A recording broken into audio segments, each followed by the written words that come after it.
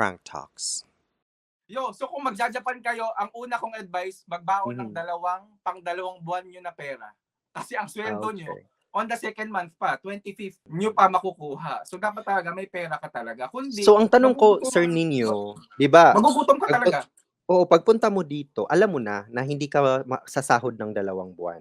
Or Sinabihan naman kami. Sinabihan naman kami. Kaya okay, kung okay. sa Bisaya pa, naningkamot ko mag-solicit. Kasi wala Oo, na oo, akong bala. oo, oo, Ang oo. ang mga binigay ko na sa agency yung pera ko, pati yung pera ng mother ko na tinatago niya, tinago-tago niya. As in, parang 100,000 Dili yung lalim, hindi dili lalim.